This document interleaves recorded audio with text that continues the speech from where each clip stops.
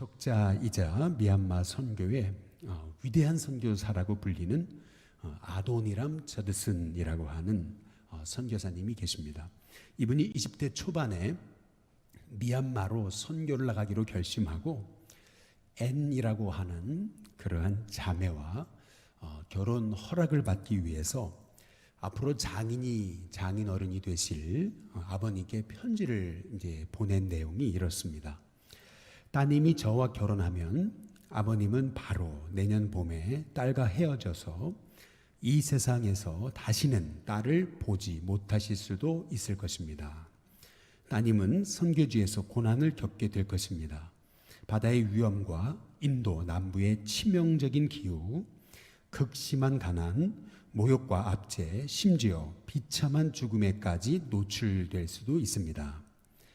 그래도 저희의 결혼을 허락해 주십시오. 따님과 아버님을 위해, 죽어가는 유한한 영혼을 위해, 시온과 하나님의 영광을 위해, 순교하신 분들을 위해 허락해 주십시오. 반드시 의의 멸류관을 쓰게 될 따님을 영광의 세계에서 볼 소망으로 허락해 주십시오. 이런 내용의 이제 편지를 이제 보냈다고 하는데요. 참 놀라운 편지입니다.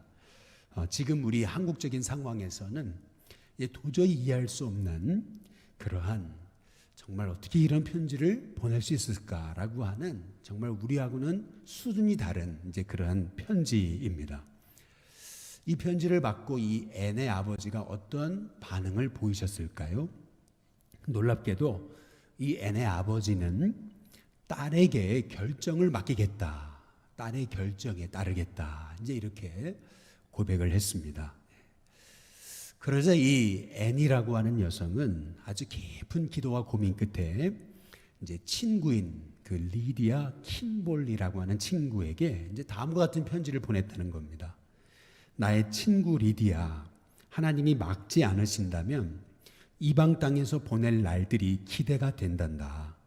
리디아, 이곳에서의 모든 안락과 즐거움을 포기하고 친척과 친구들을 향한 사랑도 접고 하나님의 섭리 가운데 부르시는 곳으로 가기로 나는 결심했단다. 이제 이렇게 이제 편지를 보냈다라고 하는 거예요. 결국 이 아도니람, 이 앤 저드슨은 평생 함께 하기로 이제 언약을 맺고 결국 미얀마로 이제 선교를 떠납니다. 그리고 이 아도니람 저드슨의 아내인 앤 저드슨은 20대에 첫 아이를 낳고요. 그리고 미얀마에서 순교합니다. 이 앤 저드슨은 그렇게 될 것을 알면서도 그 길을 걸어간 거예요. 그 미얀마 땅에서 이렇게 고난을 당할 것을 알면서도 그 길을 선택할 겁니다. 왜 그랬겠습니까? 바로 하늘의 영광을 그녀 인생의 최고의 가치로 삼았기 때문에 이제 그런 거죠. 오늘 말씀이, 우리가 함께 읽은 말씀이 고난받는 그리스도인에 관한 그런 하나님의 말씀이거든요. 요한계시록 15장 1절을 함께 보시면은 또 하늘에 그랬어요. 크고 이상한 그랬습니다. 여기서 이상하다는 말의 의미는 정말 이상하다는 말의 의미가 아니고 기이하다는 의미예요. 크고 기이한, 다시 말하면 아주 놀라운 그런 다른 이적을 하나님이 보여주시는데, 여기서 중요한 것은 이제 이적이라는 말이에요. 근데 이것으로 하나님의 진노가 이제 마칠 것이다. 마친다라는 말의 의미는 이제 완성된다라고 하는 의미예요. 우리가 전에 요한계시록을 함께 살펴보면서 이적이라고 하는 말씀, 하늘의 다른 이적을 하나님이 보여주셨다라고 했을 때, 이적이라는 말은 우리가 보통 얘기하는 그 미러클이라고 하는 기적이라는 뜻이 아니고, 이적이라고 하는 이 요한계시록에 나온 이 단어는 영어로 이제 사인이라고 이렇게 번역할 수 있는 표적이라고 하는 그러한 말씀이라고 함께 우리가 나눈 적이 있습니다. 그러니까 이 사도 요한이 봤던 이 하늘의 또 다른 이적, 표적, 그것은 뭐냐면은 하나님이 고난당하는 초대교회 성도들에게 사인표, 이정표를 보여주시는 거예요. 이거 바라보고 쫓아오라는 겁니다. 우리가 깊은 산속을 들어가서 길을 잃어버려요. 그러면 그때 가장 필요한 게 뭐냐면은 이정표입니다.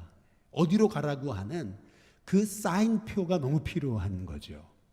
산이 깊고 그리고 어디로 가야 될지 모르는 그러한 상황이라면 더욱더 이정표는 우리에게 절실하게 필요한 것입니다.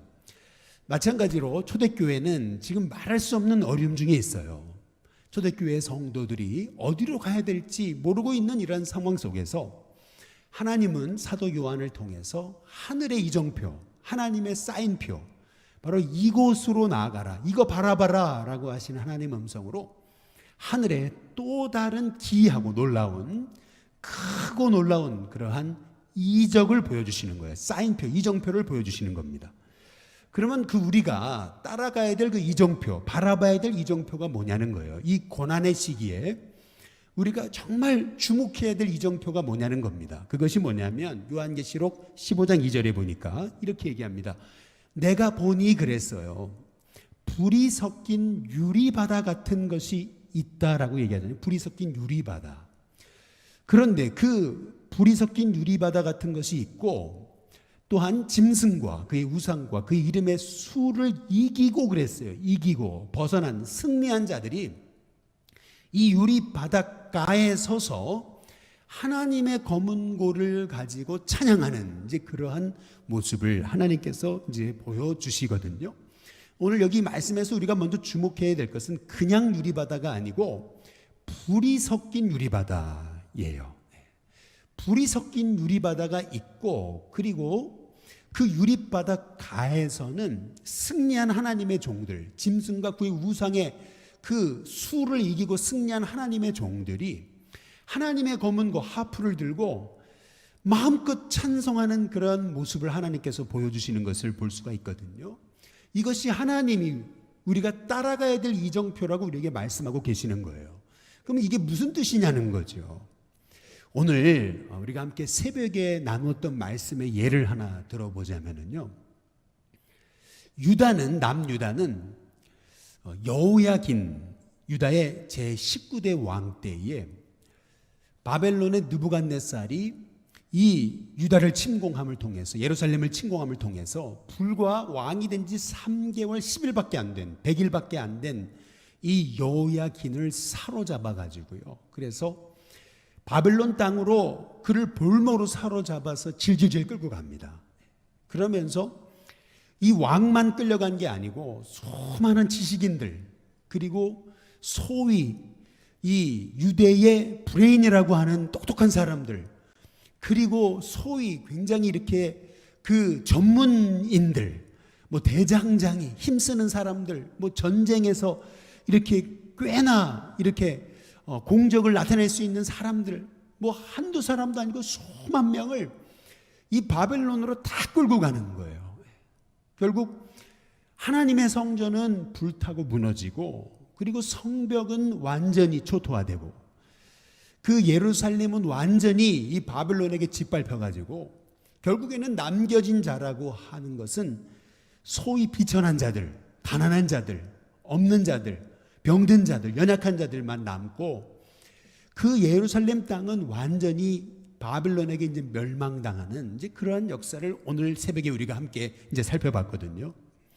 이 광경만 보면은 더 이상 이제 유다 땅에는 소망이 없는 것 같아요. 하나님의 역사는 끝난 것 같습니다.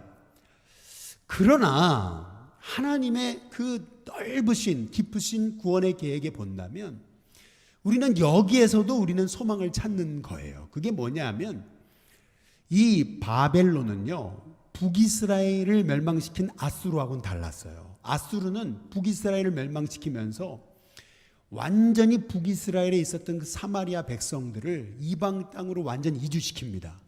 스탈린이 저 고려인들을 블라디보스톡에서 중앙아시아로 완전 그 이민시켰던 그냥 강제적으로 그들을 그냥 블라디보스톡에서 그냥 강제적으로 중앙아시아로 그렇게 이주시켰던 그런 전략 그것처럼 이 아수르는 북이스라엘의 백성들을 완전히 그냥 이유도 없이 이방 땅으로 완전 흩어버리거든요. 그리고 사마리아에 있는 또 이방 백성이 와서 살게 함을 통해서 사마리아 땅을 완전 이국 땅으로 바꿔버려요.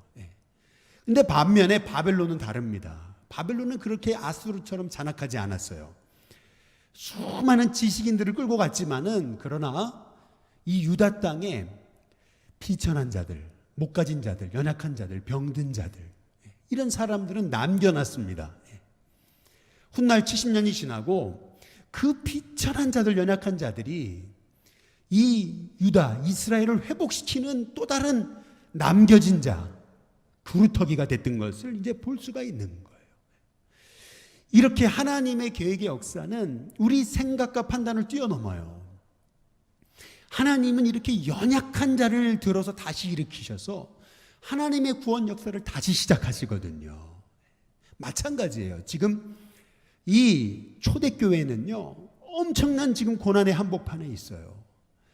로마가 강해지면 강해질수록 초대교회에는 고난이 더 심해졌습니다. 네로의 핍박, 도미클레티온 그 황자의 그 엄청난 그 핍박, 그런 핍박들이 아주 이제 강해지면서 이 초대교회는 엄청난 이제 고난의 한복판에 이제 처해지게 된 거예요. 함께 그 신앙생활했던 영적 지도자들이 죽임을 당하고, 그리고 함께 믿음 생활했던 그 성도들이 순교를 당하는 그런 어려움에 처하게 되고요.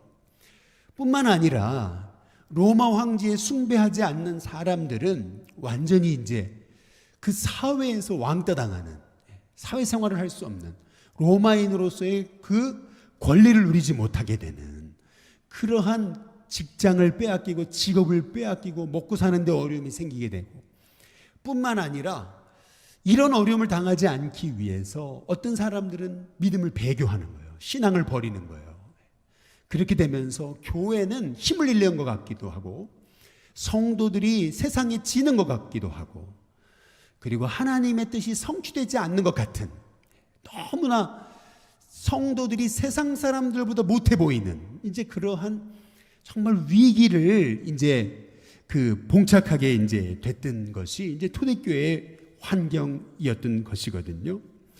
이러한 그 고난의 때에 하나님께서는 반모섬으로 유배를 당해서 고난 중에 있었던 이 사도 요한에게 하나님의 환상을 보여주시는 거예요. 지금 너희들이 처한 상황은 이런 고난 중에 있지만은, 환난 중에 있지만은 그 환난에 집중하고 넘어지지 말고 내가 보여주는 그 이정표, 내가 보여주는 그 환상을 쫓아오라는 거예요. 이 하나님이 주실 이 하나님의 계획에 집중하면서 고난에 함몰되지 말라고 말씀하고 계시는 거예요. 근데 그것이 오늘 요한계시록 15장 1절에서 말씀하시는 하늘에 보여지는 그 크고 놀라운, 기이하고도 이상해 보일 정도로 그렇게 놀라운 하나님의 그 이적을 따라오라고 하나님께서 지금 우리에게 말씀하고 이제 계시는 것이거든요. 그래서 하나님이 우리에게 보여주시는 것이 뭐냐면 이렇게 불이 섞인 유리바다예요. 오늘 말씀을 잘 보시면은 요한계시록 15장 2절에 보면은 바다는 하나입니다. 유리바다 하나예요. 그런데 한쪽에는 불이 붙어 있고 불이 섞인 유리바다예요. 그런데 승리한 하나님의 종들은 그 유리바다 가에 서서 하나님의 찬송을 부리고 있거든요. 하나님의 검은고를 들고, 그리고 찬송을 하고 있어요. 같은 유리바다입니다. 근데 한쪽에는 불이 섞여 있어요. 근데 한쪽에서는 찬송을 부르고 있어요. 그 찬송하는 내용이 뭐냐면은 오늘 요한계시록 15장 3절에 4절이에요. 거기 3절에 4절에 보시면은 이 찬양의 노래, 찬송의 제목이 뭐냐면은 하나님의 종 누구의 노래요? 모세의 노래라고 얘기하고 있어요. 그리고 또 이것은 하나님의 종 모세의 노래일 뿐만 아니라 어린 양 그리스도 예수님의 노래라는 거예요. 근데 그 노래의 내용, 가사, 그 중심 핵심 메시지가 뭐냐면은 거기 보니까 주 하나님 곧 전능하신 이시여 이렇게 얘기하고 있잖아요. 전능하신 하나님에 대한 고백이 바로 이 하나님의 종 모세의 노래, 어린 양의 노래의 핵심이에요. 그 전능하신 하나님이 하시는 일이 크고 놀랍다는 거예요. 그리고 만국의 왕이시여 주의 길이 의롭고 참되시도다. 주님의 길에 대한 고백을 얘기하고 있거든요. 그 주님의 길, 다시 말하면 지금 내 삶 속에 벌어지는 이 환난과 고난의 이유는 다 알 수 없어요. 왜 이런 어려움을 우리가 겪어야 되는지, 이렇게 주님 앞에 나가서 마음껏 찬양도 하지 못하고, 초대교회가 그랬잖아요. 마음껏 주님의 이름을 부르지 못하고 말이에요. 저 카타콤 지하에 들어가서, 무덤 속에 들어가서 그리고 숨죽이면서 찬양을 했어야 될 그 초대교회 성도들, 그들의 그 앞에 펼쳐진 그 주님의 길을 생각하면 주님의 길을 이해할 수 없어요. 그러나 그들은 고백해요. 주님의 길이 의롭고 참되시다는 거예요. 따라서 결국 4절 끝에 부분에 보니까 만국이 와서 결국에는 주님께 경배할 수밖에 없을 것이라고 하는, 이것이 바로 이 유리 바닷가에 서서 하나님의 검은고를 들고 찬송하게 되는 승리한 그 성도들의 찬송이라고 하는 그런 말씀이에요. 우리가 여기서 주목해 봐야 될 것은 뭐냐면요, 그렇다면 그 불이 섞인 유리바다가 뭐냐는 거예요. 도대체 불이 섞인 유리바다가 의미하는 것이 뭐냐는 거죠. 근데 하필 왜 그 불이 섞인 유리바닷가에 서서 짐승을 이기고, 짐승의 우상을 이기고, 짐승의 수를 이기고 승리한, 거기에서 벗어난 하나님의 종들이 그렇게 하나님의 검문고를 들고 마음껏 찬송하는 그들의 찬송의 제목이 왜 하나님의 종 모세의 노래냐는 거예요. 어린 양의 노래냐는 거죠. 이것이 의미하는 게 뭘까요? 도대체 불이 섞인 유리바다, 근데 거기서 왜 모세의 노래를 부르고 있는가, 어린 양의 노래를 부르고 있는가 라고 하는 거예요. 여러분, 제가 지금 설명드렸을 때 뭐가 연상되지 않으십니까? 아마 벌써 이 구속사적으로 이 하나님의 말씀을 이해하고 있는 분들은 제가 이 말씀을 드렸을 때 딱 떠올랐던 이미지가 있을 거예요. 그게 뭐냐면은 바로 출애굽기 14장에 나오는 이스라엘 백성들이 저 애굽에서 그 어린 양의 피로 인해서 문설주의 피를 바른 그 성도들은 결국 승리해서 그 애굽 땅에 장자의 재앙이 있을 때 이스라엘 백성들은 살잖아요. 재앙이 넘어가잖아요. 그래서 결국 바로가 항복하고 이스라엘 백성들을 풀어주잖아요. 그래서 이스라엘 백성들이 출애굽하잖아요. 그래서 홍해를 건너잖아요. 홍해를 건넜습니다. 얼마나 감사의 찬송을 불렀겠습니까? 이 모세의 노래, 어린 양의 노래를 부르고 있었어요. 그런데 애굽의 군사들은 어떻게 됐습니까? 끝까지 이스라엘 백성들 그 미련 버리지 못해서 그들을 끝까지 잡겠다고 쫓아와가지고 결국에는 홍해에 수장되잖아요. 이스라엘 백성들은요, 그 홍해 바닷가에 서서 그 애국 군대가 그 홍해에 그 수장되는 그 모습을 바라보면서 이스라엘 백성들은 어린 양의 노래, 모세의 노래, 하나님을 찬송하는 노래를 부르고 있는 거예요. 근데 반면에 애국 군대는 그 홍해에 침몰해가지고 그래서 거기서 하나님의 심판, 불의 심판을 당하고 있는 모습이 바로 오늘 이 말씀이거든요. 그래서 출애굽기 14장 30절에 보면 이런 말씀이 있습니다. 우리 한번 읽어보시면요, 같이 읽겠습니다. 같이 있습니다. 시작. 그 날에 여호와께서 이같이 이스라엘을 애굽 사람의 손에서 구원하시매 이스라엘이 바닷가에서 애굽 사람이 죽어 있는 것을 보았더라. 어디에서요? 바닷가에서. 그렇게 얘기하고 있습니다. 유리 바닷가, 바로 바닷가에서 승리한 하나님의 종들이 어린 양의 노래, 모세의 노래, 그것이 출애굽기 15장의 내용이거든요. 그 하나님의 승리의 계가를 부르고 있는 장면이 오늘 요한계시록 여기 15장의 말씀인 거예요. 다시 말하면 과거 출애굽의 역사, 그 승리의 역사, 그것은 우리 성도들이 마지막 때 하늘에서 최종 승리의 노래를 부를 그 마지막 승리의 모델인 거예요. 우리가 바라볼 그 승리의 이정표, 주님이 우리에게 끊임없이 주목하라고 하시는 그 유리바다의 환상인 것이에요. 결국 오늘 이 말씀을 통해서 사도 요한에게 초대교회가 수많은 환난과 핍박을 겪고 있잖아요. 끝이 보이지 않는 그 환난을 겪고 있잖아요. 로마 그 권세는 정말 하늘을 찌를 듯이 끝이 없어 보이잖아요. 성도들은 유리방황하고 감옥 그리고 순교 그리고 세상에서 그렇게 배척당하고 지하로 들어가고 무덤으로 들어가는 상황 속에서 그들의 고난이 끝이 없어 보이는 그런 상황이지만은, 그러나 하나님께서는 그런 고난의 한복판에서 성도들로 하여금 이렇게 결국 하나님의 종들은 그 하나님의 검은고를 가지고 유리바닷가에 서서 어린 양의 노래, 모세의 노래, 찬송의 노래를 부를 최우승리할 하나님의 종들이다. 이것을 하나님께서 우리에게 보여주고 계시는 것이거든요. 저는 우리 신교회 성도님들이 지금 이렇게 여러 가지로 우리가 혼란하고 어려운 고난의 상황에서도 결국 우리 하나님의 종들은 승리하고 하나님의 구원 역사는 이루어진다라고 하는, 이스라엘 백성들이 430년 동안 그 애굽의 압제에서 끝이 보이지 않는 그 환난 중에도 하나님은 결국 모세라는 선지자를 일으키셔서 이스라엘 백성들을 출애굽시키신 것처럼 하나님은 하나님의 종들에게 최후 승리의 역사를 이루실 것을 확신하면서 믿음으로 승리하는 하나님의 종들이 다 되시기를 주님의 이름으로 축복합니다. 오늘 특별히 여기 사도 요한에게 보여주신 이 유리바다라고 하는 것에 우리가 주목할 필요가 있어요. 오늘 말씀 핵심 유리바다, 이게 너무나 중요한 말씀이라고 저는 생각을 해요. 왜 많고 많은 바다 중에 유리바다입니까? 혹시 이스라엘의 홍해바다를 가보셨습니까?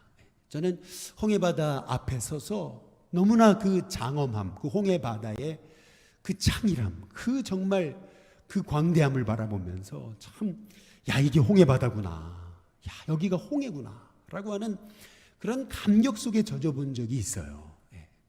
근데 그냥 바다가 아니고요, 여기 유리바다라 그랬어요.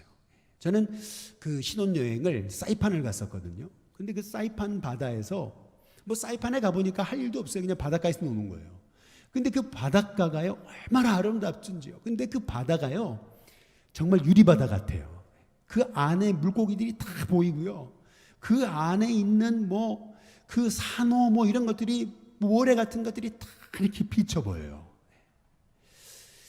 왜 하필이면은 하나님이 그 유리바닷가에 서서 하나님의 종들이 찬송할 것임을 말씀하고 계실까? 왜 하필이면 유리바다일까? 여러분 궁금하지 않으십니까? 왜 유리바다입니까? 유리바다인 이유가 있습니다. 그것은 뭐냐면 하나님은요 이 유리바다가에 서서 우리 성도들이 이 땅에서 고난당하는 모든 고난을 다 보고 계시다는 겁니다. 유리바다, 정말 다 비쳐 보이는 그 바다에서 우리 성도들의 고난, 눈물, 아픔, 그 탄식 소리, 그 신음 소리마저 하나님이 듣고 계시고 다 알고 계시다라고 하는 것이에요. 그래서 결국 하나님의 때가 되면은요, 하나님은요 결국 우리의 아픔을 다 신원해 주실 거예요. 하나님은 결국 우리 그 아픔, 그 눈물을 다 닦아 주실 겁니다. 결국 하나님은 우리의 아픔 다 알고 계세요. 우리를 위로해 주실 거예요. 결국 하나님께서는 이 세상에 벌어지는 이 모든 일들을 모르고 계시는 게 아니에요. 다 알고 계세요. 결국에는 하나님이 하나님의 역사를 이루실 것입니다. 그리고 고난당하는 성도 얼마나 힘들었냐, 우리 하나님이 우리를 안아주실 거예요. 반드시 우리 성도들 최후 승리케 하실 것이라고 하는 것이에요. 그래서 오늘 여기 요한계시록 이 15장 이 5절 말씀에 보면은요 이런 말씀이 있어요. 또 이 일 후에 그랬습니다. 이 일이 뭡니까? 바로 승리한 하나님의 종들이 유리바닷가에 서서 찬송할 때의 말이에요. 이 일 후에 찬송할 때에 보니까 어떤 일을 하나님이 보여주세요? 하늘의 증거 장막의 성전이 열리는 것을 보여주세요. 그런데 그 증거 장막의 성전 안을 보니까 8절에 하나님의 영광과 능력으로 말미암아 성전에 연기가 가득해요. 그래서 성전에 능히 들어갈 자가 없어요. 이것이 의미하는 것이 이제 무엇입니까? 여기 증거 장막의 성전, 하늘의 증거 장막의 성전이 열린다 그랬는데 이 증거장막이라고 하는 것은 지성소 안에 있는 법궤를 말하는 거예요. 이 법궤가 열린다라고 하는 말씀의 의미는 여지껏 하나님 감춰졌던 하나님의 그 숨겨진 계획, 그것이 펼쳐진다는 겁니다. 무슨 말입니까? 결국 주님이 오신다는 거예요. 결국 주님의 그 구원의 역사는 완성된다라고 하는 이제 그런 말씀이거든요. 여기서 중요한 게 있어요. 그것이 뭐냐면 아무리 우리의 삶이 고난의 한복판에 있는 것 같아도 하나님 보고 계세요. 알고 계세요. 우리의 고난을 아십니다. 근데 결국 승리한 하나님의 종들을 하나님은 그 유리바닷가에 서서 찬송하게 하실 거예요. 근데 그 찬송하는 그 성도들의 찬송과 함께 찬송이 하늘에 울려 퍼지는 순간 저 증거장막 성전이 열릴 거예요. 그리고 그 성전에 하나님의 영광이 충만할 것입니다. 이 환상을 보여주시는 이유가 뭐예요? 이 환상을 통해서 우리가 붙들어야 될 것이 뭐냐는 겁니다. 먼저 첫 번째는 뭐냐면은 성도의 최후 승리, 이것을 붙잡으라는 겁니다. 하나님은 성도의 고난을 아십니다. 여러분의 눈물을 아세요. 탄식 소리를 아십니다. 다 듣고 계십니다. 유리바다로 보고 계시듯이 여러분의 삶의 문제 일거수일투족을 다 아시는 거예요. 따라서 고난이 올 때마다 내 형편과 처지를 아시는 하나님께 우리의 삶을 맡기면서 결국 승리해서 하나님의 검은고를 가지고 찬송할 승리의 계가를 부를까 하나님의 종들의 그 승리의 찬송을 우리가 바라보면서 어려움 중에도 여러분 찬송을 잃어버리지 마시기를 주님의 이름으로 축복합니다. 어려움 중에도 감사를 잃어버리지 마세요. 성도는 끝까지 승리한다. 결국 승리한다. 이것이 우리가 붙들어야 될 하나님의 말씀인 거예요. 두 번째, 우리가 이 주님이 보여주신 이정표를 통해서 이 하늘의 유리바다, 이 성도의 찬송과 함께 하늘의 증거장막 성전이 열리는 이 비전을 통해서 우리가 바라봐야 될 이정표, 우리가 붙들어야 될 것이 뭡니까? 그것은 뭐냐면 예배의 축복이에요. 예배의 축복. 아무리 어려워도요, 우리 성도들 예배의 축복을 잃어버리지 마시기를 주님의 이름으로 축복합니다. 그걸 요한계시록이 얘기하는 게 뭐예요? 고난의 한복판에서도 성도들은 끊임없이 찬송해요. 새 노래를 불러요. 구원하심이 어린 양과 바로 그리스도에게 있도다. 그들이 끊임없이 찬송하는 건요, 하나님의 종 모세의 노래, 어린 양의 노래, 하나님을 찬송해요. 예수님을 찬양해요. 성도는요, 결국 우리가 이 땅에서 매일매일 찬송 부르다가 예배로 승리하다가 하늘에서 영원한 예배를 드릴 하나님의 종들인 거예요. 출애굽의 목적도 예배였고 결국 우리가 천국 가는 목적도 예배인 거예요. 그래서 우리가 이 땅에서 우리 하나님이 원하시는 것, 아무리 우리의 삶에 환난과 고난과 역경이 닥쳐와도 성도는 예배로 승리하는 하나님의 종들이 돼야 되는 것입니다. 우리가 이렇게 비대면의 상황에서 영상으로 예배드리지만 그러나 우리 성도들이 있는 자리가 예배의 처소가 되기를 주님의 이름으로 축복합니다. 여러분의 걸음이 다 예배가 되기를 주님의 이름으로 축복합니다. 이렇게 성전에 나올 수 없어도 오히려 나올 수 없는 상황이 성전을 향한 그 간절함과 열망과 뜨거움과 사모함이 될 수 있게 되기를 주님의 이름으로 축복합니다. 초대교회 성도들은 그렇게 로마의 핍박, 환난과 어려움이 있어도 그 카타콤 속에 들어가서 예배했어요. 그것을 가장 기쁨으로 여겼어요. 그 예배의 힘이 결국에는 초대교회가 로마를 정복한 힘이었습니다. 마찬가지로 우리도 예배의 감격이 저와 여러분 가운데 흘러넘치기를 주님의 이름으로 축복합니다. 마지막 세 번째로 이 유리바다의 환상, 이 환상을 통해서 우리가 붙들어야 될 것은 뭐냐면은 심판은 반드시 있다는 것입니다. 애굽이 바로가 이스라엘을 430년간 압제했지만 결국 바로는 무너졌습니다. 아무리 아수르가 북이스라엘을 점령하고 바벨론이 유다를 멸망시켰어도 그 아수르와 바벨론도 불과 100년을 버티지 못하고 멸망해요. 끝이 보이지 않았던 로마도 멸망합니다. 마찬가지로 이 세상도 끝이 있어요. 반드시 주님이 오십니다. 우리가 주님이 오신다 라고 하는 이 환상과 꿈을 잃어버리면은요, 우리는 이 땅에 매여버려요. 땅의 문제에 매여버려가지고 우리가 우리에게 주실 하나님의 사명 잃어버리는 겁니다.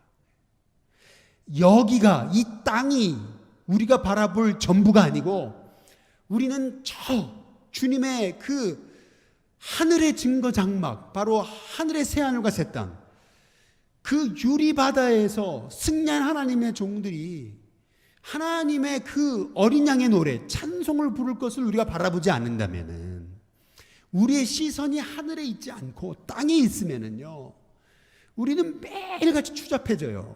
매일같이 절망해요. 매일같이 땅만 바라보고서 비교하고 낙심하고, 땅만 바라보면서 원망하고, 꼭 하나님이 없는 사람인 양 우리는 낙심하고 절망하는 거예요. 하늘의 소망을 잃어버리면은 벌써 하나님의 사람은 벌써 끝인 거예요. 하나님 사람이 아닌 거예요. 그래서 사도 요한을 통해서 하나님은 끊임없이 하늘을 바라보라는 거예요.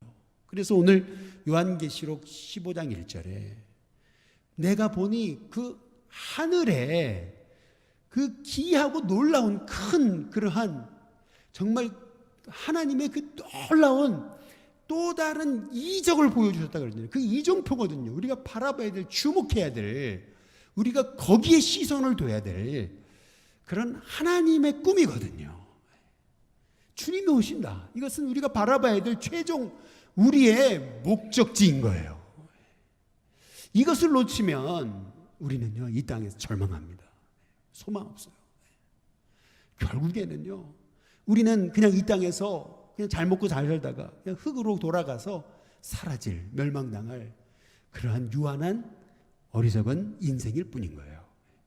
그래서 우리는 끊임없이 저 하늘을 바라보는 인생, 땅의 것을 바라보는 것이 아니라 위의 것을 바라보는 하나님의 종이 되기를 하나님께서 원하셔서 끊임없이 요한계시록을 통해서 우리가 바라봐야 될 저 하늘, 저 증거 장막의 그 성전에 하나님의 영광이 충만한 그 꿈, 환상, 비전, 그것을 우리에게 보게 하시는 것입니다.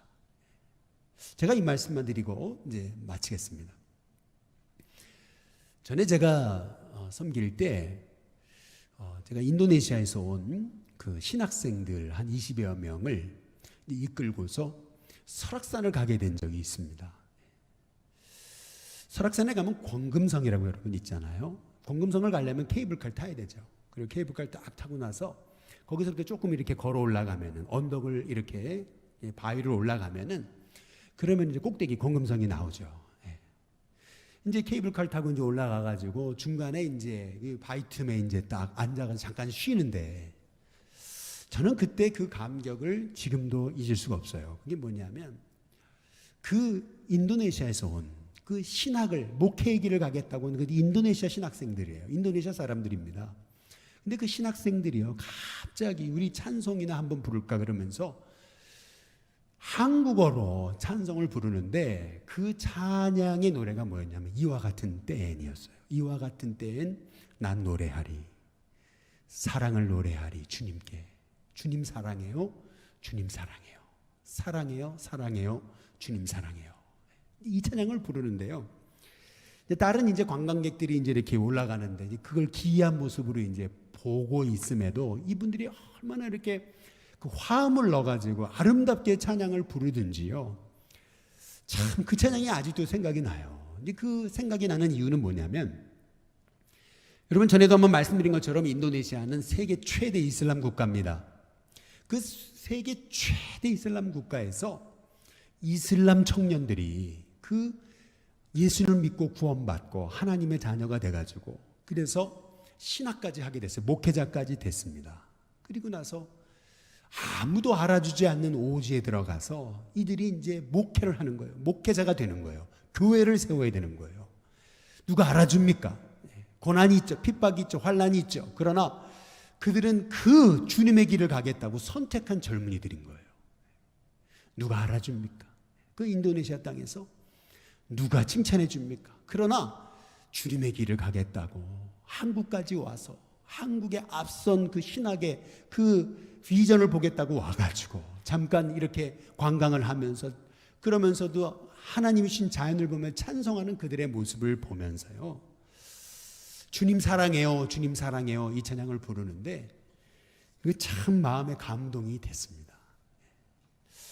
바로 이렇게 인생의 고난에도 불구하고 이름도 없이 빛도 없이 주님의 길을 가겠다고 하는 이런 젊은이들이 일어나고, 세계 열방 가운데 이렇게 곳곳에서 누가 알아주지 않아도 그 생명다의 오직 가운데 들어가서 하나님의 복음을 전하고 주님의 교회를 세우고 성도들로 하여금 결국 승리하게 하실 그 어린 양의 노래, 모세의 노래, 하나님의 종의 노래, 찬송을 부를 그 놀라운 그 하나님의 종들의 그 찬송을 생각할 때 결국 그들의 그 헌신과 찬양과 예배를 통해 하늘의 증거장막 성전이 열리는 거 아니겠습니까?